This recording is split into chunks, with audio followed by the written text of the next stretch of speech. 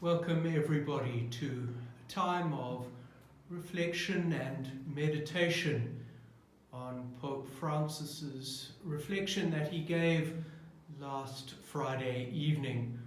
Such a powerful and moving reflection. And so we will spend a bit of time in prayer before the Blessed Sacrament, reflecting on the Holy Father's words. Please take time now to settle yourself. Sit comfortably.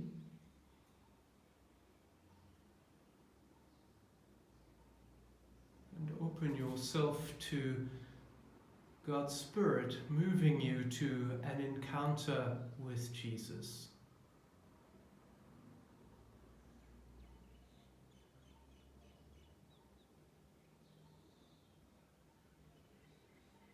Take a few deep breaths. Let all your worries and concerns be put aside for some time as we sit with Jesus.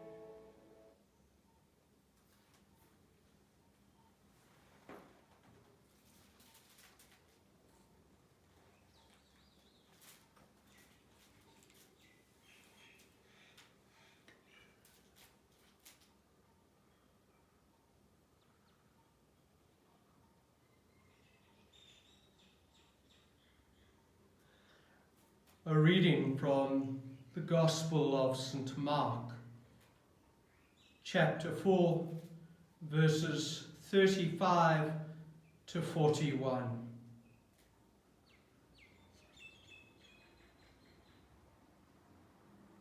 With the coming of evening that same day, he said to them, "Let us cross over to the other side." And leaving the crowd behind, they took him, just as he was, in the boat. And there were other boats with him. Then it began to blow a gale, and the waves were breaking into the boat, so that it was almost swamped. But he was in the stern, his head on the cushion, asleep. They woke him and said to him, "Master, do you not care? We are going down." And he woke up and rebuked the wind and said to the sea, "Quiet now, be calm." And the wind dropped, and all was calm again. Then he said to them, "Why are you so frightened? How is it that you have no faith?" They were filled with awe and said to one another, "Who can this be? Even the winds and the sea obey him."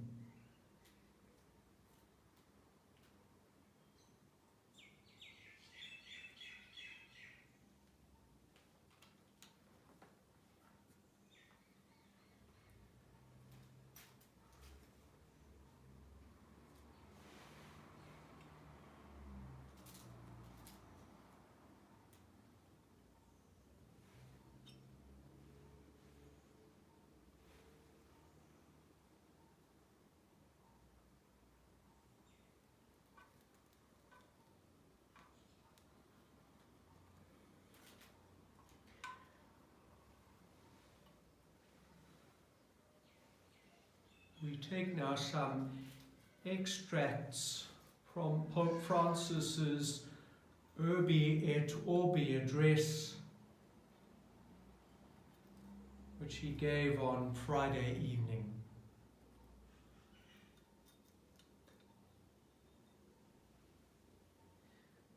It is easy to recognize ourselves in this story. We find ourselves afraid and lost. Like the disciples in the Gospel, we were caught off guard by an unexpected, turbulent storm. We have realized that we are on the same boat. All of us fragile and disoriented, but at the same time, important and needed. All of us called to row together, each of us in need of comforting the other. On this boat are all of us. Just like those disciples who spoke anxiously with one voice saying, "We are perishing," so too have we realized that we cannot go on thinking of ourselves. Only together can we do this.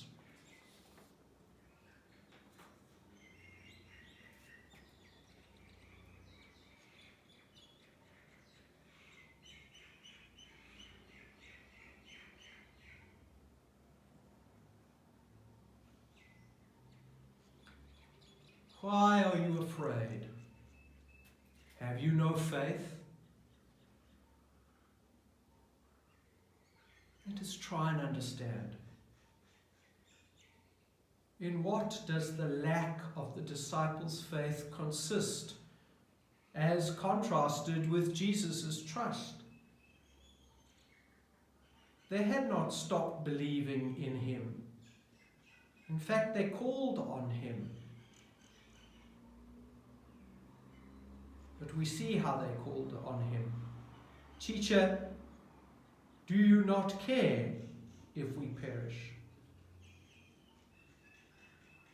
They think that Jesus is not interested in them, does not care about them.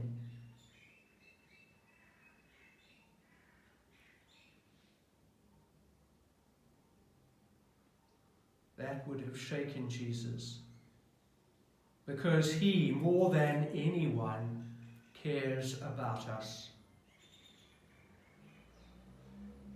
Indeed, once they have called on him, he saves his disciples from their discouragement.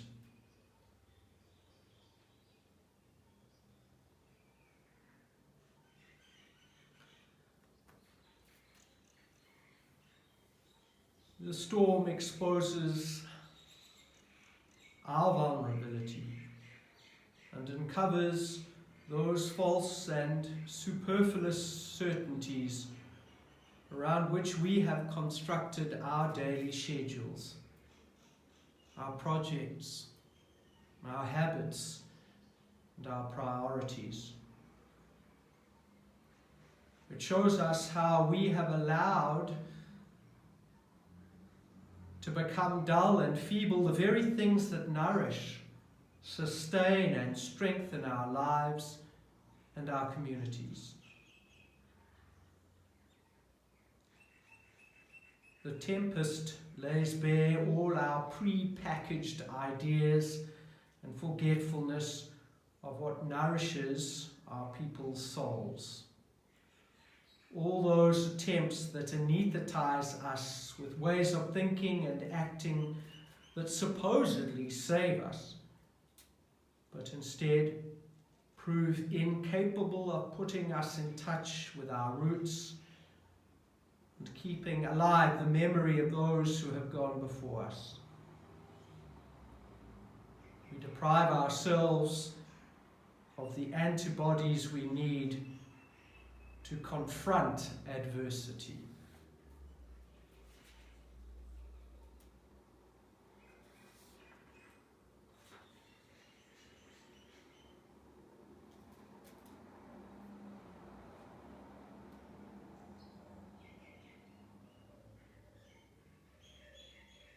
The Lord asks us, and in the midst of our tempest, invites us to reawaken and to put into practice that solidarity and hope capable of giving strength, support, and meaning to these hours when everything seems to be floundering. The Lord awakens so as to reawaken and revive our Easter faith. We have an anchor. By his cross we have been saved. We have a rudder. By his cross we have been redeemed. We have a hope. By his cross we have been healed and embraced, so that nothing and no one can separate us from his redeeming love. In the midst of isolation, when we are suffering from a lack of tenderness and chances to meet up, and we are experiencing the loss of so many things, let us once again listen to the proclamation that saves us. He is risen and is living by our side. The Lord asks us from his cross to to rediscover the life that awaits us, to look towards those who look to us, to strengthen, recognize, and foster the grace that lives within us. Let us not quench the wavering flame that never falters, and let us allow hope to be rekindled.